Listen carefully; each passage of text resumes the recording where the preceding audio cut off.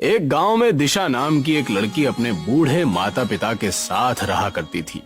दिशा के माता पिता वेज पुलाव का ठेला लगाकर बेचा करते थे। दिशा एक 20 वर्षीय युवती थी जो दिन भर किताबों में डूबी रहती है। एक दिन उसकी माँ अनीता दीक्षा से बोली, तुम दिन भर किताबों में ही डूबी रहती हो, थोड़ा बहुत अपनी माँ के कामों में भी हाथ बटा लिया करो। विवाह के बाद ये तुम्हारे काम आएगा। ये आप कैसी बातें कर रही हैं माँ? घर का सारा कामकाज करना तो मैं जानती हूँ और मैंने आपसे भोजन बनाना भी सीखा है। पिताजी तो मेरे हाथ के बने हुए भोजन की बहुत तारीफ करते हैं। वो तो मैं अच्छी तरह से जानती हूँ, लेकिन दिन भर किताबों में डूबे रहने से क्या हासिल हो जाएगा? भला आज तक किसी स्त्री को पढ़ लिख कर कुछ मिला है क्या? अंत में तो उसे विवाह के बाद चूल्हा चौका ही संभालना पड़ता है। ऐसा नहीं है माँ, अगर मैं दिन भर किताबों में डूबी रहती हूँ तो उसका भी एक कारण है।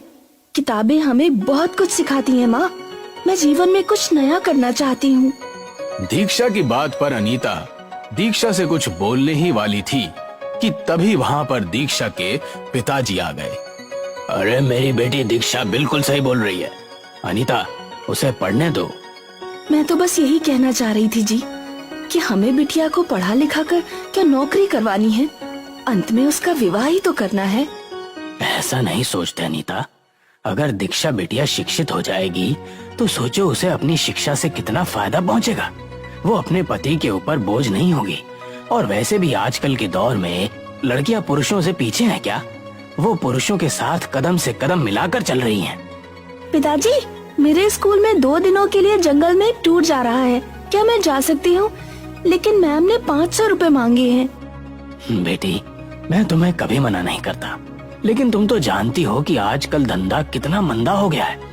मैं तुम्हारे स्कूल की फीस भी कितनी मुश्किलों से जमा कर पाता हूँ। टूर पर जाने के लिए स्कूल वालों ने कुछ अतिरिक्त रुपए तुमसे मांगे हैं, जो इस समय मेरे पास नहीं है बेटा।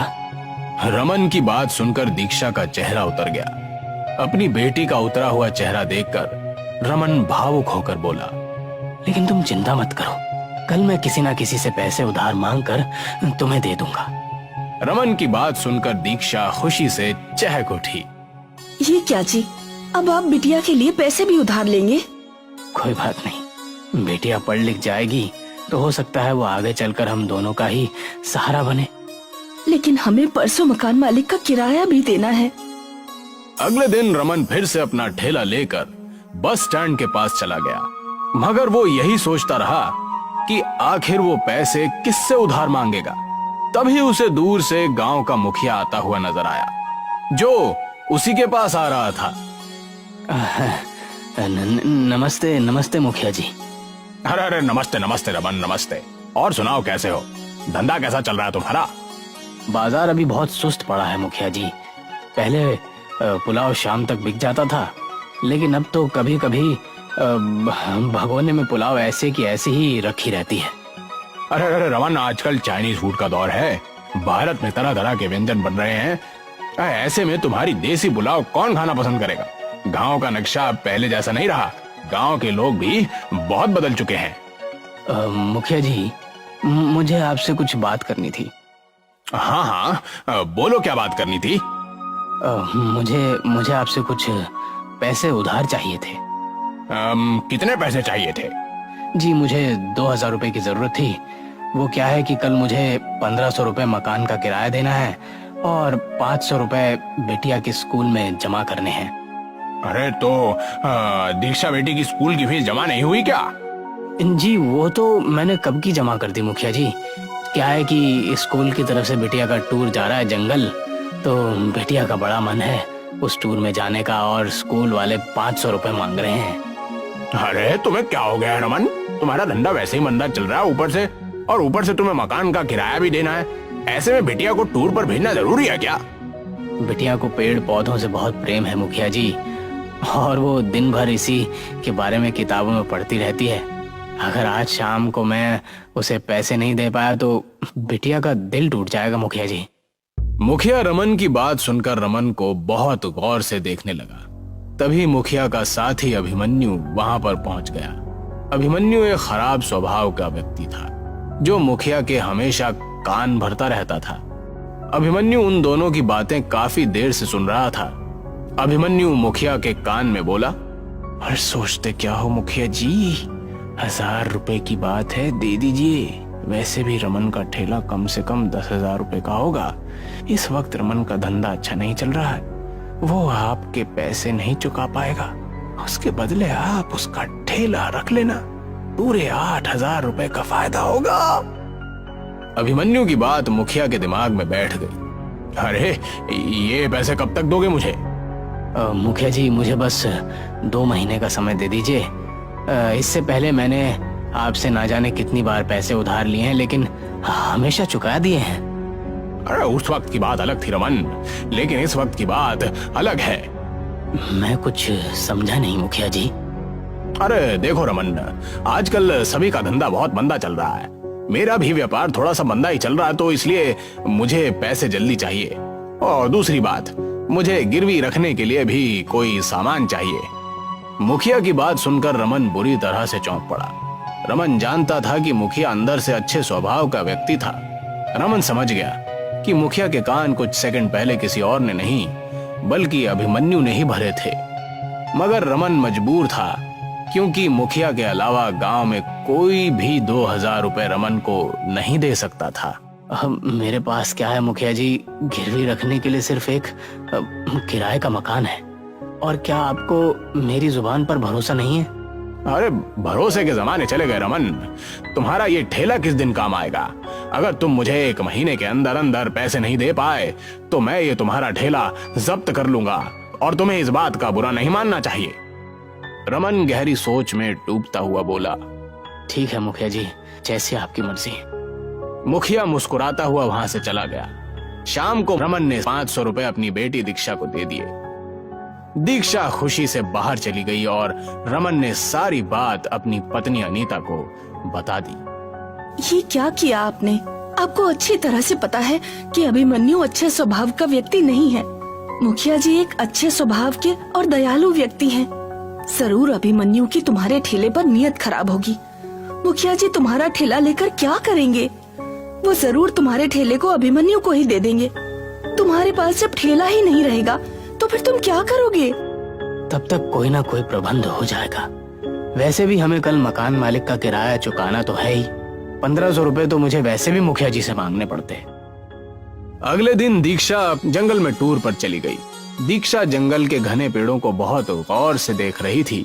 तभी उसकी नजर एक बूढ़ी औरत पर पड़ी, और वो बूढ़ी औरत केले के पत्तों में कुछ पका रही थी।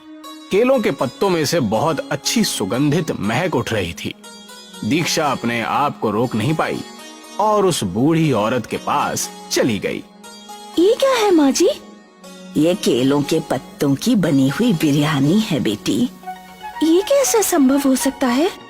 बिल्कुल संभव हो सकता है बेटी, मैं इस रेसिपी को जानती हूँ। दीक्षा उस बूढ़ी औरत के चेहरे को गौर से देखने लगी। आपके चेहरे की झुर्रियाँ मुझे बता रही हैं कि आप इस जंगल की रहने वाली नहीं हैं, और ये रेसिपी भी इस देश की नहीं है। तुम तो बहुत ही विद्वान लड़की हो बेटी, तुमने कैसे अंदाजा लगा लिया? मैं दिन भर किताब में पढ़ती रहती हूँ, मुझे कुछ नया सीखने का शौक है। मैं तुमसे बहुत ज्यादा प्रभावित हुई। क्या नाम है तुम्हारा? दीक्षा। दीक्षा, दीक्षा तुमने बिल्कुल सही पहचाना। मैं अपनी जवानी में ही आधी दुनिया घूम चुकी हूँ। मेरे परिवार वाले सभी मुझे छोड़कर विदेश में जाकर शिफ्ट हो गए। उस दिन के बाद इस दुनिया से मेरा दिल बिल्कुल हट गया और मैं जंगलों में ही अकेले रहने लगी। क्या आप मुझे ये रेसिपी सिखाएंगी? अगर कोई और कहता तो मैं उसे मना कर देती, लेकिन तुम बहुत ही विद्वान हो। तुम्हारी आंखों की चमक बता रही है कि तुम्हें आगे बढ़ने का बहुत शौक है। मैं तुम्हें जरूर बनाना सिखाऊंगी। बूढ़ी औरत ने दीक्षा को सारी विधि बता दी। शाम को दीक्षा अपने घर पर चली गई। समय ऐसे ही बीतता रहा। रमन का काम बिल्कुल बंद हो गया और मुखिया अभिमन्यु के साथ आकर रमन का ठेला छीन कर ले गया। रमन का व्यापार बिल्कुल ठप हो गया। उसके ऊपर मकान का किराया भी बहुत अधिक चढ़ गया था। कितनी बार आपको समझाया है, लेकिन आपकी समझ में ही नहीं आया। अरे क्या जरूरत थी बिटिया को इतना ज्यादा पढ़ाने की। अब बताओ, बिटिया को पढ़ा लिखा कर क्या फायदा मिला? बिटिया के स्कूल में जितने भी पैसे खर्च हुए थे, अगर वो पैसे हम जोड़ कर रखते तो आज हमारे कुछ काम आते। अरे इसमें दीक्षा का कोई दोष नहीं है अनीता। तभी वहाँ दीक्षा आकर बोली, पिताजी, मेरे पास एक उपाय है। कैसा उपाय बेटी? कुछ महीने पहले जब मैं जंगल में टूर पर गई थी तो मैंने वहाँ पर एक बूढ़ी औरत से बिरयानी की नई रेसिपी सीखी थी। मुझे लगता है कि अगर वही बिरयानी हम अपने गांव में बनाकर बेचें तो हमें बहुत लाभ हो सकता है। ये कैसी बातें कर रही हो बेटी? तुम क्या कहना चाहती हो कि तुम्हारे पिताजी पुलाव वगैरह बनाते थे? अनीता, मुझे लगता है कि दीक्षा बेटी सही बोल रही है। मुखिया जी भी यही बात बोल रहे थे कि आजकल भारत में नए नए व्यंजनों का दौर है। जब तक हम कुछ नया नहीं करेंगे तो ऐसे ही पिछड़ते रह जाएंगे। लेकिन समस्या ये है जी कि बिटिया की बात अगर मान भी ली जाए तो तुम वो बिरयानी बेचोगे कहाँ? ठेला तो वो अभिमन्यु छीन कर ले गया। आप उसकी चिंता मत कीजिए माँ। मैंने अपने घर की आर्थिक स्थिति की चर्चा अपनी टीचर से की थी। उनकी एक दुकान गांव में खाली पड़ी हुई है। उन्होंने मुझसे कहा है कि जब तक तुम्हारे पिता के पास पैसों का प्रबंध नहीं हो जाता तब तक वो दुकान हम लोग ले सकते हैं। दीक्षा की बात सुनकर रमन खुश हो गया। अगले दिन दीक्षा रमन को खेतों में ले गई और अपने पिताजी के साथ बहुत सारे केलों के पत्ते तोड़कर उसे दुकान पर ले आई। रमन और अनीता ने उस दुकान की साफ सुथराई पहले से ही कर रखी थी।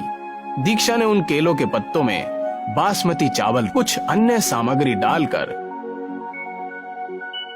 कुछ ही देर में पत्तों की बिरयानी बनकर तैयार हो गई। उसमें से इतनी अच्छी सुगंधित खुशबू उठ रही थी कि वहां से निकलने वाले लोग खुद को रोक नहीं पाए। एक व्यक्ति तुरंत आकर वहां पर बोला, अरे आपकी दुकान पर तो बहुत अच्छी सुगंध आ रही है। क्या ये कोई नया होटल है? रमन इससे पहले कुछ बोलता कि तभी दीक्षा उस आदमी से बोली, आपने बिल्कुल सही पहचाना। ये हमारा नया होटल है, केलों के पत्ते की बिरयानी वाला होटल। वो व्यक्ति तुरंत उस दुकान पर एक टेबल पर बैठते हुए बोला, मुझे भी एक प्लेट खानी है। दीक्षा ने उसे गर्मा गर्म बिरयानी परोस दी। वो व्यक्ति देखते ही देखते बिरयानी की 4-5 प्लेट खा गया। मजा आ गया। कितने हुए? 2000 रुपए। उस व्यक्ति ने खुशी खुशी 2000 रुपए दीक्षा को दे दिए। वो व्यक्ति शहर का रहने वाला था और एक फेमस यूट्यूबर था। अरे इस तरह का व्यंजन मैंने अपनी जिंदगी में पहली बार खाया। मुझे नहीं लगता कि ये भारत में कहीं और बनता होगा। अगर आपको ऐतराज ना हो तो क्या मैं आपका एक फोटो केलों के पत्तों की बिरयानी के साथ सोशल मीडिया पर अपलोड कर सकता हूँ? क्यों नहीं, इससे तो हमारे होटल को बहुत फायदा होगा। उस व्यक्ति ने दीक्षा की एक तस्वीर केलों के पत्तों की बिरयानी के साथ खींचकर फेसबुक पर अपलोड कर दी और वहां से चला गया। रमन 2000 देखकर बहुत खुश हुआ। इतने रुपए तो वो 10 दिन में भी नहीं कमा पाता था। देखा अनीता, बिटिया का पढ़ना लिखना कितना काम आया। सोचो अगर हम इसे नहीं पढ़ाते तो आज हमारी क्या स्थिति होती। आप बिल्कुल सही कह रहे हैं। मुझे तो अपनी सोच पर अब पछतावा हो रहा है। कुछ ही दिनों में देखते ही देखते दीक्षा का वो फोटो सारे इंडिया में वायरल हो गया। दीक्षा के होटल पर दूर दूर से लोग केलों के पत्तों की बिरयानी खाने आने लगे। कुछ ही महीनों के बाद रमन ने वो दुकान दिव्या के टीचर से खरीद ली। अब रमन का एक बहुत सुंदर मकान बन गया था और वो गांव, दीक्षा का गांव, देश भर में प्रसिद्ध हो गया। और ये बात अभिमन्यु को बिल्कुल भी पसंद नहीं आई। वो मुखिया से बोला, अरे मुखिया जी, ये तो आपकी इंसल्ट है। आपके गांव का नाम आपकी वजह से नहीं बल्कि दीक्षा की वजह से प्रसिद्ध हो रहा है। मुखिया अभिमन्यु से कुछ बोलता कि तभी मुखिया की पत्नी क्रोधित होकर बाहर निकलकर बोली, अब तुम्हें घर में आने की कोई जरूरत नहीं है। अरे ये क्या कर रही हो तुम? अभिमन्यु मेरा साथी है। तुम्हारा साथी नहीं बल्कि तुम्हारा दुश्मन। अरे तुम्हें तो दीक्षा को इनाम देना चाहिए। दीक्षा की वजह से हमारे गांव का नाम कितना प्रसिद्ध हुआ है। हमारे बच्चों को आगे बढ़ने की प्रेरणा मिली है। ये अभिमन्यु दिन भर गांव वालों के खिलाफ तुम्हारे कान भरता रहता है और तुम्हें भड़काता रहता है। इसकी वजह से तुम्हारी छवि कितनी खराब हुई है, तुम्हें इसका अंदाजा भी है? मुखिया को अपनी पत्नी की बात समझ आ गई। उसने अभिमन्यु को धक्के देकर अपने घर से बाहर निकाल दिया। शाम को मुखिया और उसकी पत्नी रमन के होटल पर बिरयानी खाने पहुंच गए। अरे मुझे क्षमा कर दो रमन, मैंने तुम्हारे साथ बहुत बुरा व्यवहार किया। अभिमन्यु की बातों में आकर मैंने तुमसे तुम्हारा ठेला भी छीन लिया। ऐसा नहीं है मुखिया जी, ये तो ईश्वर की लीला है। अगर आप ऐसा नहीं करते तो भला मैं इतना बड़ा आदमी कैसे बनता। लेकिन मैं कितना भी बड़ा क्यों ना बन जाऊं, आपसे हमेशा छोटा ही रहूंगा, क्योंकि आप हमारे गांव के मुखिया हैं। दीक्षा के केलों के पत्तों की बिरयानी आज भी शहर से लोग खाने के लिए आते हैं। अब्दुल मियाँ की मौत के बाद उनके तीनों बच्चे अनाथ हो गए। अब उनके सर पर बाप का साया नहीं था। अब क्या होगा, कैसे हमारा घर चलेगा? दो जवान बेटियों की शादी भी करनी है। या अल्लाह, कुछ तो रहम कर। अम्मी, अब हमें ही बाहर जाकर काम करना होगा। पर तू क्या काम कर सकती है? मुझे तो बस एक ही काम अच्छे से आता है, खाना बनाना। क्यों ना हम एक बिरयानी सेंटर खोलें? पर उसमें तो बहुत पैसे लगेंगे आपा। पैसों की चिंता मत करो, मेरे ये गहने कब काम आएंगे। और एक बार सब कुछ ठीक हो जाए तो तुम लोग इसे मिलकर छुड़ा लेना। पर अम्मी, अब्बा ने ये आपके लिए खरीदे थे। बेटा, मेरी पहली जिम्मेदारी तुम सब हो। गहनों का क्या है, वो तो वापस भी बन जाएंगे। ठीक है। शिफा ने अपनी अम्मी के गहने ले लिए और उन्हें गिरवी रखकर उसे 20,000 रुपए मिले। उन पैसों से उन लोगों ने छोटा सा ठेला खरीद लिया और तीनों भाई बहन मिलकर उस ठेले पर काम करने लगे। ले लो गर्मा गर्म बिरयानी, जायका ऐसा कि उंगलियां चाटते रह जाओगे। ले लो गरम गरम बिरयानी। कई लोगों ने उनके ठेले की बिरयानी चखी और सभी को वो बिरयानी अच्छी लगी। वाह, क्या बिरयानी है, हमने कभी इतनी स्वादिष्ट बिरयानी नहीं खाई। हाँ, बहुत अच्छी बिरयानी है। शुक्रिया भाईजान, ये हमारी अम्मी का नुस्खा है। हमारी अम्मी की स्पेशल बिरयानी बहुत अच्छी है। और देखते ही देखते उनका बिरयानी का ठेला चल पड़ा। अब लोगों की भीड़ लगने लगी। मुझे 2 बिरयानी पार्सल देना। ठीक है। मुझे भी दो। अब नदीम को लोगों को बुलाने की जरूरत नहीं थी। ठेले पर इतनी भीड़ रहती थी कि तीनों भाई बहन मिलकर ऑर्डर दिया करते थे।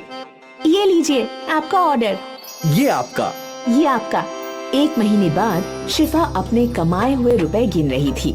ये लीजिए अम्मी, इस महीने का मुनाफा 20,000 रुपए। क्या? आपने सही सुना, 20,000 रुपए। इतने सारे पैसे? हमारी बिरयानी लोगों को बहुत पसंद आ रही है। ग्राहकों की हमेशा भीड़ लगी रहती है अम्मी। या अल्लाह, तेरा लाख लाख शुक्रिया। तूने मेरे बच्चों को कामयाबी अता फरमाई। शुक्रिया। अम्मी, अगले महीने ही आपके गहने छुड़वा लेंगे हम, इंशाल्लाह। आज शिफा का परिवार बहुत खुश था। उनके अब्बा के इंतकाल के बाद पहली बार उनके घर में कुछ अच्छा हो रहा था। तीनों भाई बहन ने अपनी मेहनत जारी रखी और दिन दुगुनी और रात चौगुनी तरक्की करने लगे। ये सब हम तीनों की एकता की वजह से हो रहा है। बिल्कुल आपा।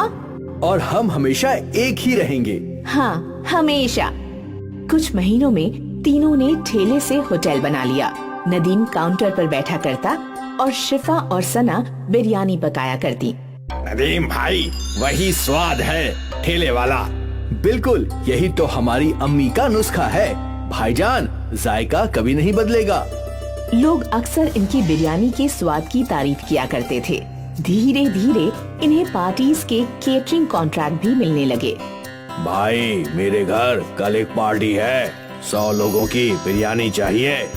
जी बिल्कुल मिलेगी ना, पर वही स्वाद चाहिए जो हम यहाँ खाते हैं। बिल्कुल वही जायका रहेगा, आप बेफिक्र होकर ऑर्डर दे जाइए। तीनों भाई बहन बहुत खुश थे कि उनका कारोबार बड़ा होता जा रहा था।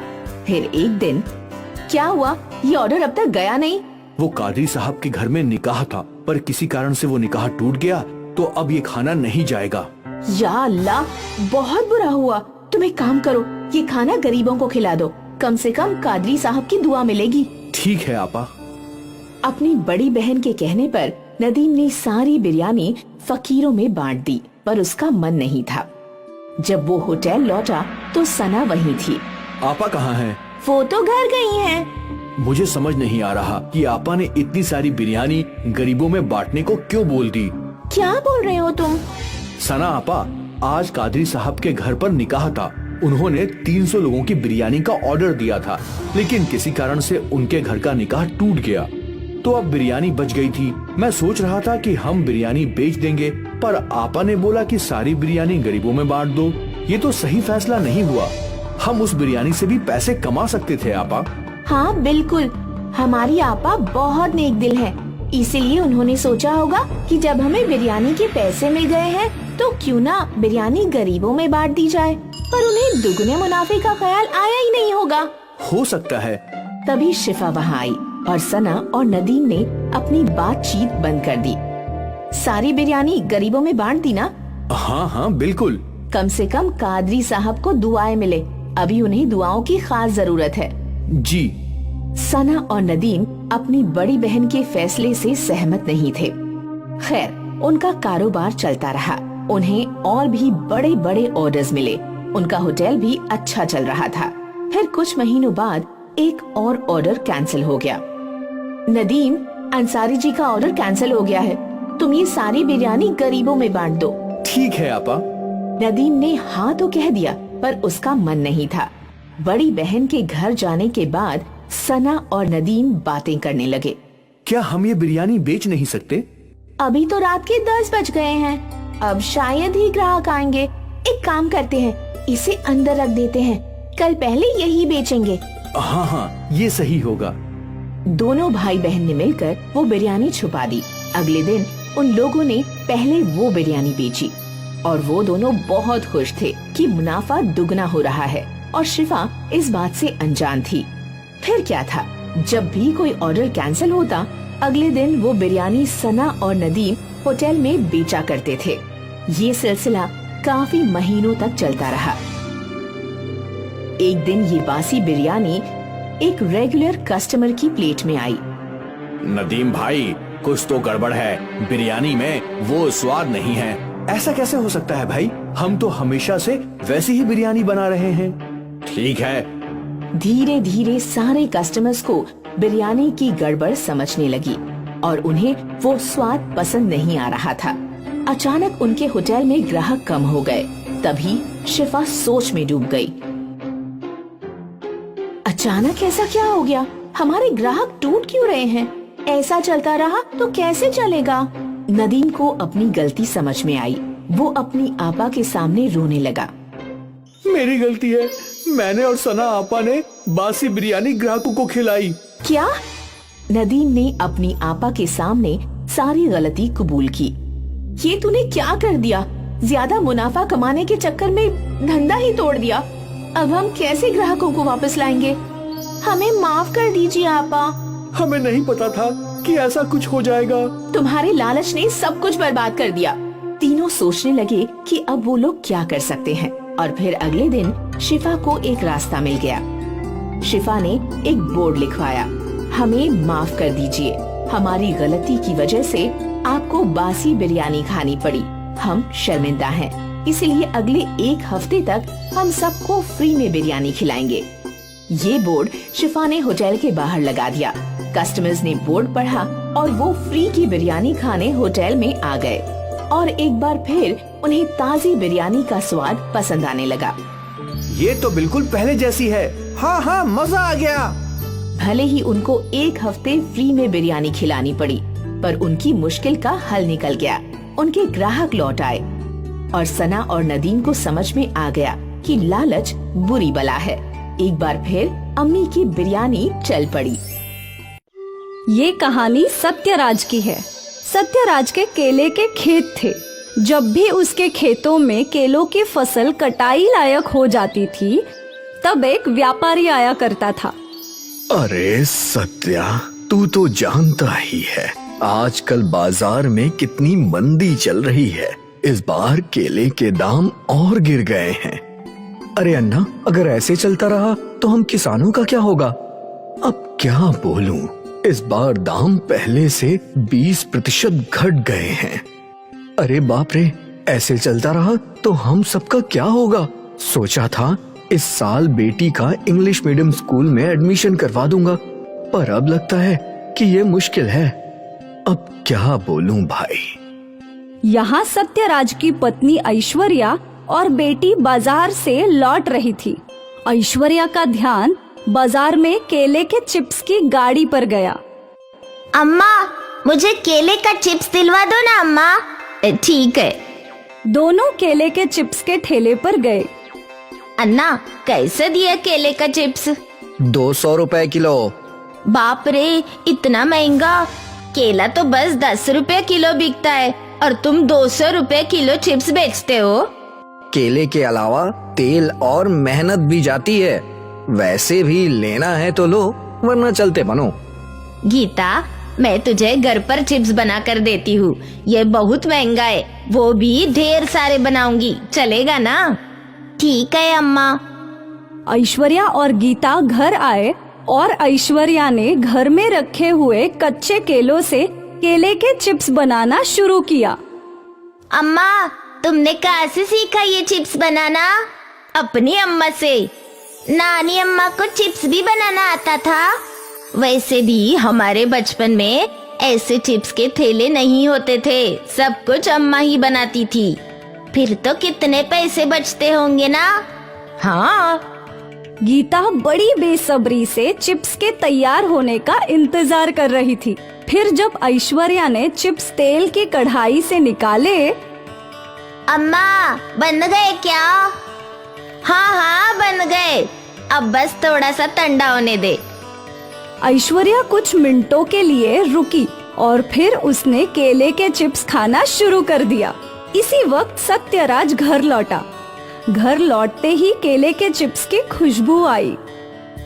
अरे वाह, केले के चिप्स, क्या बात है। सत्यराज भी अपनी बेटी के साथ केले के चिप्स खाने लगा। वाह वाह वाह ऐश्वर्या, तुम्हारे हाथ के केले के चिप्स कमाल हैं। पर आज किस खुशी में चिप्स बनाए हैं? वो अप्पा, मैंने बाजार में केले का चिप्स खिलाने को बोला तो अम्मा ने दाम पूछा। वो ठेले वाला 200 रुपया किलो बोला। मैं उसको बोला कच्चे केले तो 10 रुपए किलो के हैं। तो बोलता है तेल और मेहनत भी तो लगती है। तो मैंने सोचा सबके लिए ही केले के चिप्स बना लूं। केले के चिप्स खरीद कर पैसे क्यों बर्बाद करूं? ये तुमने बहुत अच्छा किया। हमारे तो केले भी घर के हैं, बस बनाने की मेहनत और तेल। लेकिन ऐश्वर्या, सोचने की बात है, केले बस 10 रुपए किलो और केले के चिप्स 200 रुपए किलो बिकते हैं। हाँ, मैं तो सोच ही रही थी हमें भी केले के चिप्स बनाने की फैक्ट्री डालनी चाहिए। मतलब बड़ी मात्रा में चिप्स बनाएंगे। हाँ, और इसमें लागत भी कम है। हम दोनों मिलकर ये कर सकते हैं। बस मदद के लिए एक सहायक रखना होगा। वो भी है, और हमारी आमदनी कितने गुना बढ़ जाएगी वो सोचो। अगर केले के चिप्स हम 150 रुपए किलो भी बेचते हैं तो सब हमसे ही खरीदेंगे। बिल्कुल। वैसे भी केले की फसल का दाम दिन ब दिन कम होता जा रहा है। मैं सोच रहा था कि हम क्या कर सकते हैं। तुमने अच्छा आइडिया दिया है ऐश्वर्या। जल्द ही सत्यराज ने घर के बाहर एक शेड बना दिया। इस शेड में उसने बड़ा सा चूल्हा बनाया जिस पर एक बड़ी कढ़ाई लगा दी। फिर सत्यराज, ऐश्वर्या और उनकी सहायक ने मिलकर कच्चे केलों से केले के चिप्स तैयार कर लिए। ऐश्वर्या ने नमक और मसाला मिलाया और तैयार हो गए केले के चिप्स। फिर इन केले के चिप्स को लेकर सत्यराज शहर की दुकानों में गया। अन्ना, ये ताजे केले के चिप्स हैं, मेरे खुद के खेत के हैं। मैंने अभी केले के चिप्स बनाने शुरू किए हैं। क्या आप अपनी दुकान के लिए ये चिप्स खरीदेंगे? पहले मैं खुद टेस्ट करूंगा। सत्यराज ने उसके सामने चिप्स रखे। उस आदमी ने केले के चिप्स खाए। वाह, ये तो बढ़िया है। क्या दाम लोगे इनका? 150 रुपए किलो। ठीक है, मुझे 5 किलो दे दो और अपना नंबर भी दे दो। खत्म होंगे तो फिर कॉल करूंगा। ठीक है ना? सत्यराज कई और दुकानों पर गया और उसने सभी को अपने केले के चिप्स बेचे। जब वो घर पहुंचा तो उसके अधिकतर केले के चिप्स बिक चुके थे। ये देखो ऐश्वर्या, आज 30 किलो चिप्स बिके हैं। 4,500 रुपए एक दिन की कमाई है। बाप रे! ये 10 किलो बच गए हैं। शायद कल तक ये भी बिक जाएंगे। अच्छा है। तभी सत्यराज के मोबाइल पे कॉल आया। जी अन्ना, अभी 10 किलो केले के चिप्स बचे हैं। हाँ, अभी लाता हूँ। क्या हुआ? लगता है हमारे चिप्स अच्छे से बिक रहे हैं। वो दुकानदार को और 10 किलो चाहिए, देकर आता हूँ। सत्यराज दुकानदार को केले के चिप्स देकर पैसे लेकर आता है। रास्ते में उसे कई और दुकानदारों के कॉल आते हैं। अरे ऐश्वर्या, सारे चिप्स खत्म हो गए। कल 30 किलो चिप्स का और ऑर्डर आया है। वाह, ये तो बढ़िया है। सोचा नहीं था कि केले से मैं कभी इतने पैसे कमाऊंगा। अब सब कुछ सही हो जाएगा। बिल्कुल। ऐश्वर्या के केले के चिप्स धूम मचा चुके थे। वो रोज 30-40 किलो केले के चिप्स बनाया करती थी, जो हाथों हाथ बिक जाया करते थे। दोनों पति पत्नी बहुत मुनाफा कमा रहे थे। फिर एक रात ऐश्वर्या के दिमाग में एक ख्याल आया। मुझे और भी मुनाफा कमाना है। अगर मैं सस्ता वाला तेल इस्तेमाल करूँ तो मेरा मुनाफा बढ़ जाएगा। हाँ, वैसे भी तेल से स्वाद में क्या फर्क आएगा। और अगले दिन से ऐश्वर्या ने सस्ते वाले तेल में केले के चिप्स बनाना शुरू किया। इस बात से अनजान सत्या चिप्स को दुकानों पर बेच आया। ये सिलसिला कुछ दिनों तक चलता रहा। फिर एकाएक दुकानदार कम चिप्स खरीदने लगे। आज 3 किलो ही चिप्स दो भाई। देखो, कल के भी ऐसे ही पड़े हैं। अब सत्या सोच में पड़ गया कि अचानक उनके चिप्स की डिमांड गिर कैसे गई। ऐश्वर्या, अचानक लोगों ने चिप्स खरीदना कम क्यों कर दिया होगा? ऐश्वर्या के चेहरे पर चिंता थी, मानो वो जानती थी कि क्या हुआ है। शायद ये मेरी गलती है। मैंने ही अच्छे तेल की जगह सस्ता तेल डाला। सोचा लोगों को स्वाद पता नहीं चलेगा और हमारा मुनाफा बढ़ जाएगा। तुमने ऐसा क्यों किया? ये तो बेईमानी हुई। तुम्हारे थोड़े से लालच की वजह से हमारा व्यापार बंद हो जाएगा। मैंने ऐसा बिल्कुल नहीं सोचा था। अब हम क्या करें? अब एक ही उपाय है। सत्यराज ने ऐश्वर्या को अच्छे तेल में केले के चिप्स बनाने को कहा। ये चिप्स सत्यराज दुकानदारों के पास ले गया। अरे अन्ना, पहले के चिप्स जितने भी बचे हैं मुझे वापस दे दो। ये नए और अच्छे चिप्स ले लो। लगता है हमसे बनाने में कुछ गलती हो गई थी, इसलिए स्वाद इतना अच्छा नहीं था। ठीक है भाई, पर आगे से ऐसी कोई गलती मत करना। बिल्कुल नहीं अन्ना। सत्यराज ने सारी दुकानों पर केले के चिप्स बदल दिए और फिर पहले की तरह उनके चिप्स बिकने लगे। इस बार तो मैंने संभाल लिया है। अगली बार ऐसा कुछ भी मत करना। नहीं नहीं, मैं समझ गई कि लालच बुरी बला है। मैं फिर कभी लालच के कारण मिलावट नहीं करूंगी। और जल्द ही उनकी एक फैक्ट्री बन गई, गीता चिप्स फैक्ट्री। उनकी ईमानदारी के कारण ही उनका व्यापार इतना बड़ा बन पाया। रामू अन्ना कर्नाटक से मुंबई शहर में नौकरी की तलाश में आते हैं, पर पढ़ा लिखा न होने की वजह से उनको कोई भी नौकरी नहीं मिलती है और वो बहुत परेशान हो जाते हैं। खामखा इतने बड़े शहर में आ गए हम लोग, वहीं पर कुछ काम धंधा ढूंढ लेते। दर बदर भटकने से ही हमें कुछ हासिल होगा, ये हमेशा याद रखना। आप धीरज रखिए, कोई ना कोई काम जरूर मिल जाएगा। कैसे काम मिलेगा मुझे जैसे अनपढ़ को? ये शहर पढ़े लिखे लोगों का जी। यहाँ पर मेरे जैसे अनपढ़ लोगों के लिए कोई काम नहीं है। मुझे बड़ी बेचैनी हो रही जी, कुछ समझ नहीं आ रहा क्या करूँ क्या ना करूँ। अगर ऐसा ही चलता रहा तो हमें दोबारा गाँव जाना पड़ेगा। अगर कोई नौकरी नहीं मिलेगी तो हम लोग अपना ही कुछ काम शुरू कर लेंगे। पर हम लोग क्या शुरू करें? हमारे पास इतने पैसे भी नहीं है कि खुद का कोई दुकान डाल सके। तुम्हारे गहने बेचकर ही तो हम यहाँ पर आए हैं। काश मेरे भी बाप दादा के पास अच्छी खासी जमीन जायदाद होती। हे भगवान, कैसी परीक्षा ले रहे हो? हम लोग एक ठेला लगाकर डोसा बनाने का काम शुरू कर सकते हैं। उसमें ज्यादा पैसों की भी जरूरत नहीं है। हाँ, ये सही कहा तुमने। इस काम में ना ही पैसों की जरूरत है जी और ना ही पढ़ा लिखा होने की। चलो आज से ही शुरू करते हैं। जल्दी से श्री गणेश करके अपने व्यापार को हम बहुत आगे ले जाएंगे। रामू अन्ना और उनकी पत्नी सुनीता बाजार के कोने पर एक ठेला लगाते हैं और डोसा बनाना शुरू कर देते हैं। आ जाओ भाइयों, गर्मा गर्म डोसा खाओ। सुनीता की आवाज सुनकर कुछ ग्राहक इनके ठेले पर आते हैं और डोसा बनाने के लिए कहते हैं। नया ठेला लगाया है क्या आपने? हाँ हाँ, आज ही लगाया है। कैसे दिया एक डोसा? आज पहला दिन है ना, इसलिए आज हम किसी से पैसे नहीं लेंगे। बस आप डोसा खाइए और बताइए कि कैसा बना है। रामू अन्ना ग्राहक को डोसा बना कर देते हैं। ग्राहक बड़े ही चाव से डोसा खाते हैं और उन्हें डोसा बहुत पसंद आता है। आपका बनाया हुआ डोसा तो बहुत ही स्वादिष्ट है। आपको तो किसी बड़े होटल में होना चाहिए था। जी नहीं जी, मेरे लिए ठेला काफी जी। अगर आपको मेरा डोसा अच्छा लगा तो हमेशा मेरे इधर आकर डोसा खाइए जी। आप भी खाइए और अपने बच्चे को भी खिलाइए। हमारे दुकान का डोसा जो एक बार खा लेता है ना जी, वो हमेशा ही मुस्कुराता जी। हाँ हाँ, मैं तो आऊंगी ही, और साथ में अपने दोस्तों को भी लेकर आऊंगी और वो भी आपके डोसे का मजा चखेंगे। अगले दिन से रामू अन्ना के ठेले पर ग्राहक आना शुरू हो जाते हैं। रामू अन्ना का डोसा सभी ग्राहकों को पसंद आता है और सभी लोग यहाँ पर डोसा खाने के साथ साथ घर भी ले जाते हैं, जिससे रामू अन्ना की अच्छी कमाई होती है। तुमने ये अच्छा दिमाग लगाया जो मुझे डोसा बनाने के लिए कहा।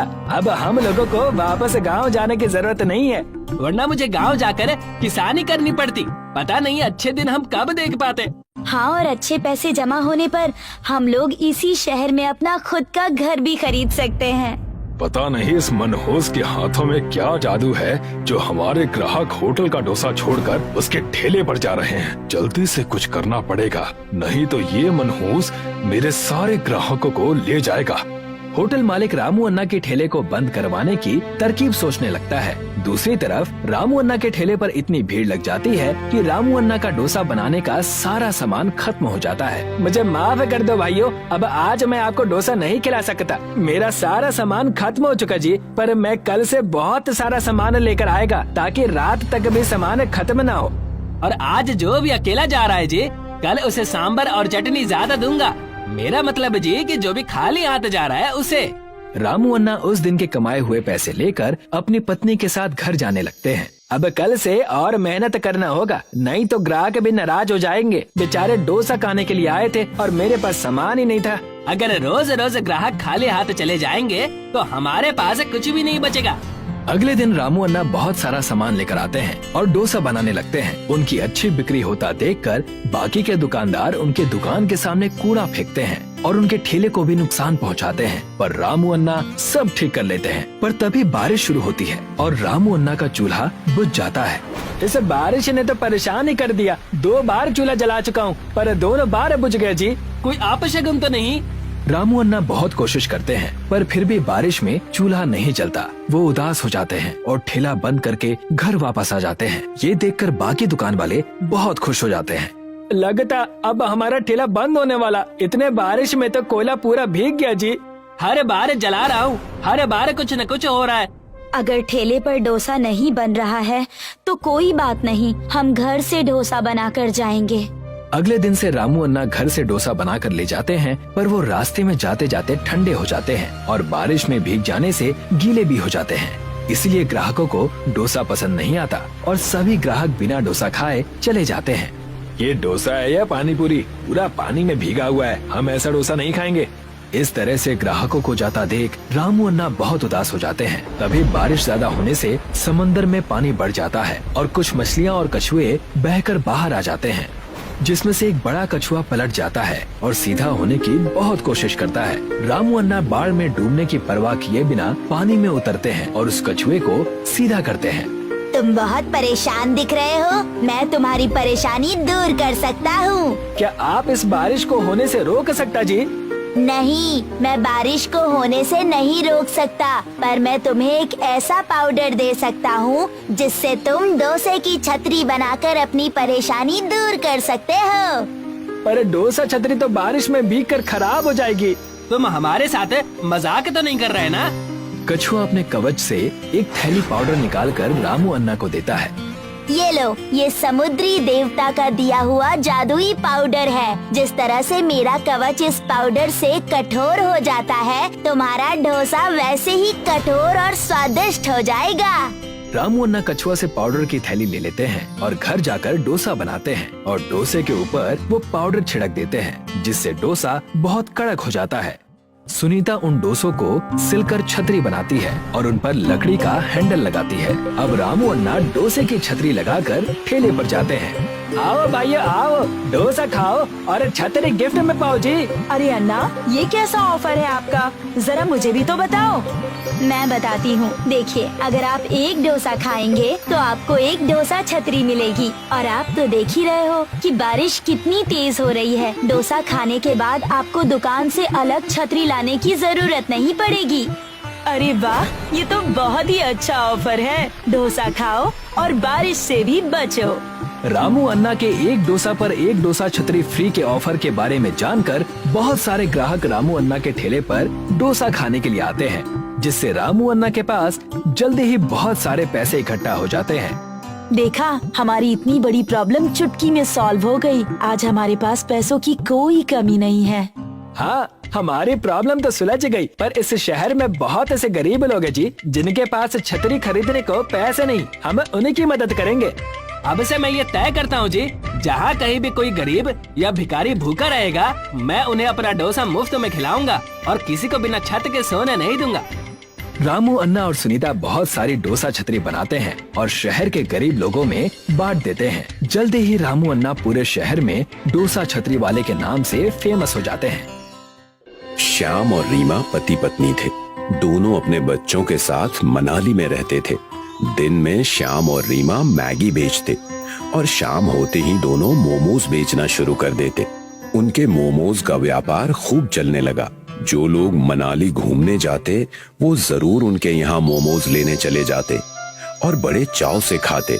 लोगों को श्याम के मोमोज ज्यादा पसंद आते। रीमा की बनाई हुई मैगी कोई नहीं पूछता।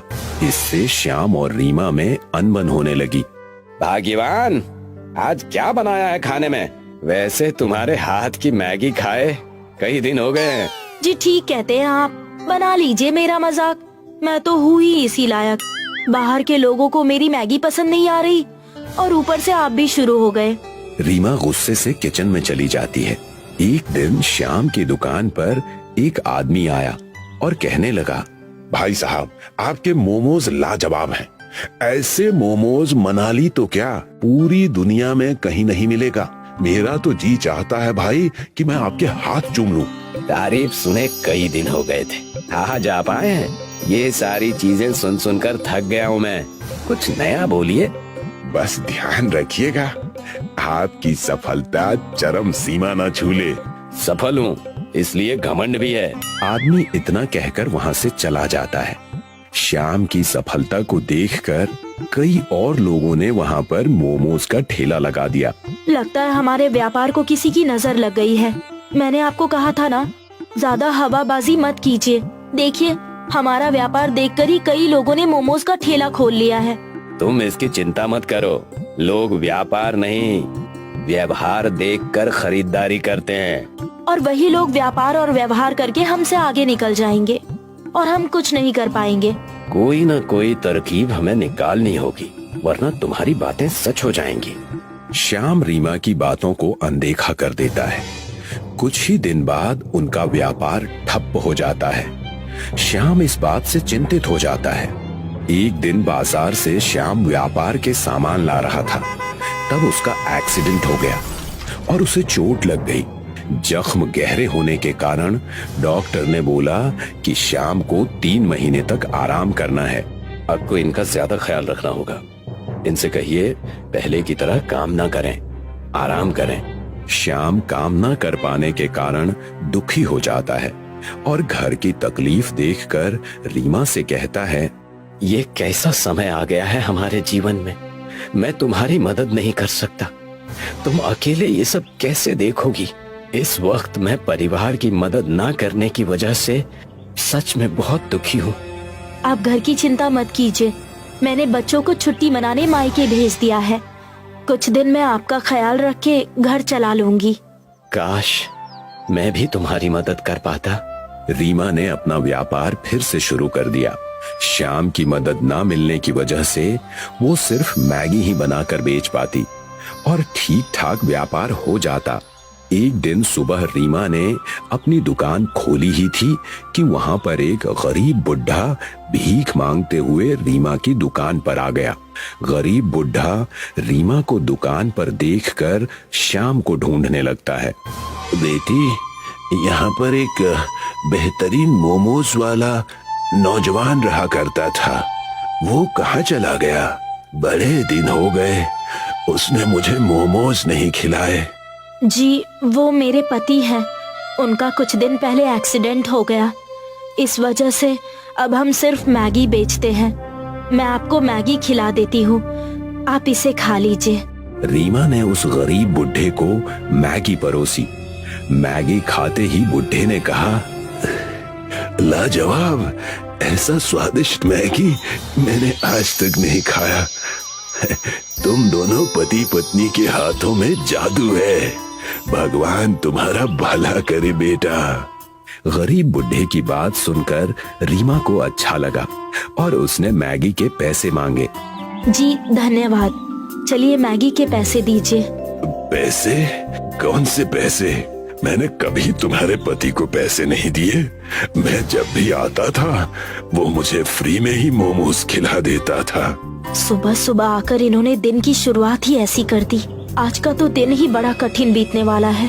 गरीब बुढ़ा वहाँ से जाने ही वाला था, लेकिन वो रुक गया और बोला, मैं अक्सर तुम्हारे पति के हाथ के मोमोज खाकर उसे जादुई तावीज दिया करता था, जिससे तुम्हारे दुकान की खूब बिक्री होती थी।